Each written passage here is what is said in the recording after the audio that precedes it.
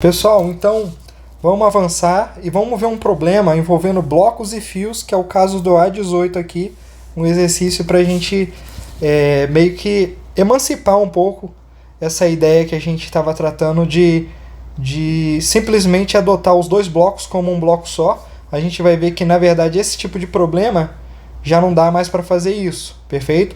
Então a gente vai ter que aplicar aquele algoritmo completo que perpassa por todas aquelas etapas lá que a gente mencionou. Muito bem. Pessoal, qual que é o primeiro passo? Então, olhando para aquele algoritmo. Sempre você vai ter que olhar para o diagrama de forças. Você tem que identificar quais são as forças que atuam em cada bloco, perfeito? Então, no caso do bloco A, aqui do A18, você tem a normal, tá aqui. Você tem o peso do ar e você tem a força de tração. Por quê? Ele interage com a superfície, dando origem à normal, a superfície horizontal dessa mesa aqui. Ele interage com a Terra também, interação de natureza gravitacional. Então ele vai ter um peso. E ele interage com o fio, por isso que ele tem uma força de tração. Então essas são as forças que atuam no bloco A. E olhando para o bloco B, quais são as forças de interação aqui? Bom, o bloco B está pendurado pelo fio, então obviamente ele tem a tração, tá certo? E ele também tem um peso. E no caso do corpo B, o peso vai ser muito mais relevante nessa situação, porque ele não tem nenhuma força que contrabalanceie o peso, como é o caso do bloco A. Por exemplo, no bloco A, em Y, a soma em Y vai dar zero, perfeito? Porque o peso do bloco A está sendo perfeitamente equilibrado pela normal aplicada pela mesa. Então, em Y, a gente pouco vai interessar essa soma de força ao longo de Y. Mas elas existem, elas estão lá e elas somam para zero, perfeito? Tá. No enunciado, ele diz o seguinte, que esses objetos, essas duas massas, eles têm 3 kg e 7 kg. Então o bloco A tem 3 kg e o bloco B tem 7 kg. E aí ele fala para desprezar atrito, né, considerar polias e fios ideais, adotar a aceleração da gravidade igual a 10 metros por segundo. Então se apareceu é porque vai ser importante, tá certo? Porque nesse caso aqui o peso do B vai ser necessário a gente obter o peso do B para calcular a força resultante sobre o B. Beleza. E ele pede o seguinte, determine a aceleração do sistema, então isso que ele quer, a aceleração do sistema, e a intensidade da força de tração no fio. Tá. Primeiro passo foi feito. Qual que seria o segundo passo? Você pode adotar um referencial. O que é adotar um referencial? É você pré-estabelecer um sistema de coordenadas. Então eu estou adotando um sistema de coordenadas orientados dessa forma. O eixo Y está orientado para cima e o eixo X está orientado da esquerda para a direita. Perfeito? Por que isso vai ser relevante? Vai ser relevante porque a gente no terceiro passo vai precisar aplicar a segunda lei de Newton. Certo?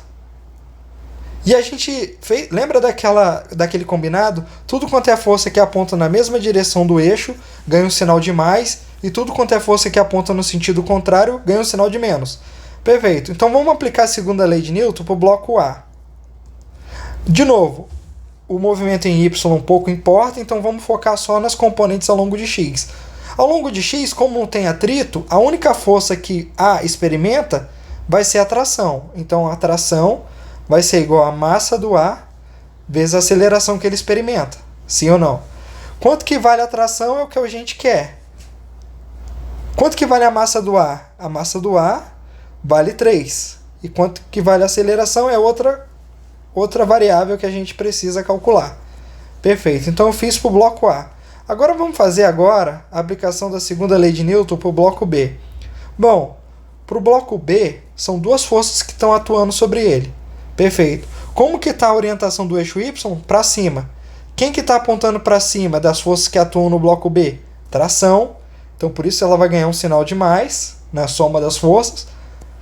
O bloco B está apontando para baixo. Então por isso que ele vai ganhar um sinal de... Desculpa, o peso do bloco B está apontando para baixo. Por isso que ele ganha um sinal de menos. Então essas são as forças, a resultante das forças que atuam sobre o bloco B. Isso tem que ser igual a massa do B vezes a aceleração. Não vamos sofrer. As variáveis que você pode calcular em termos numéricos, já calcula de uma vez e substitui na fórmula, que aí facilita o trabalho e vocês não vão se perder. Então, no caso do peso do B, lembra como é que calcula o peso? É só multiplicar a massa vezes a aceleração da gravidade local. Quanto que vale a massa do B, então? Vale 7. A aceleração da gravidade vale 10. Pediu para adotar 10. Então, quanto que vale o peso do B? Vale 70 newtons. Então, você pode substituir ali no lugar do PB, você pode simplesmente colocar 70 no lugar aqui. No lugar da massa do B, você coloca o 7, que é a massa do B. Então, T menos 70 é igual a 7 vezes A. Muito bem. Aplicando a segunda lei de Newton, você obteve um sistema de equações, onde a primeira equação é T igual a 3A, e a segunda equação é T menos 70 é igual a 7A, que é a equação 2. Nota o seguinte, pessoal. Olha só, já ia deslizando aqui. Como você está adotando o eixo Y para cima, essa aceleração aqui, que o B está experimentando, também vai ser negativa. Por quê?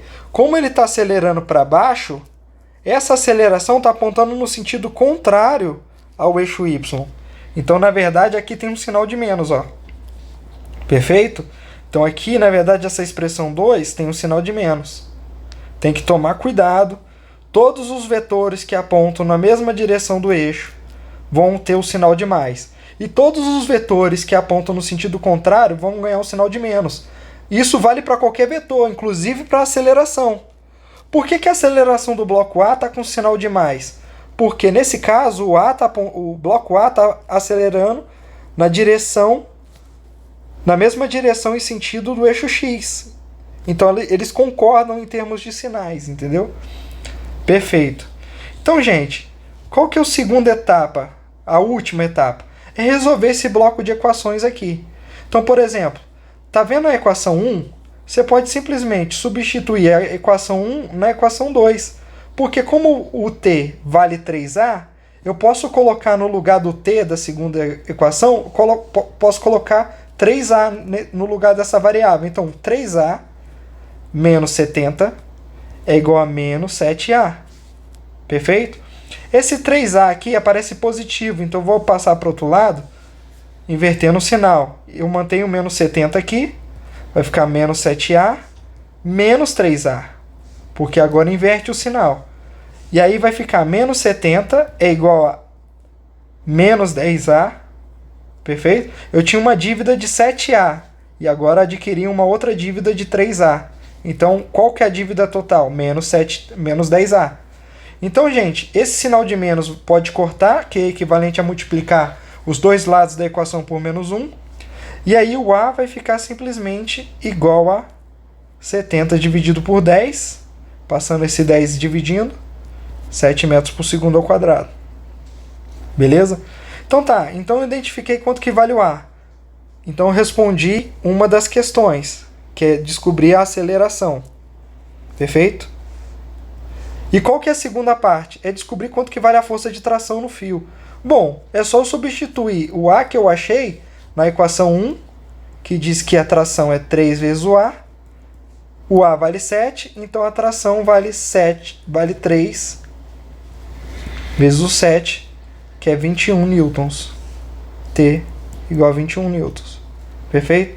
Então, gente, nota o seguinte, ao contrário da primeira questão, das primeiras, né? Aqui você não consegue mais utilizar aquele artifício de juntar os blocos. Você tem que tratar eles de forma individual, encontrar as equações que modelam o sistema, modelam a dinâmica do sistema, resolver a equação e obter essas variáveis de interesse, que é quanto ele acelera e quais são as forças de interação mediadas pelo fio.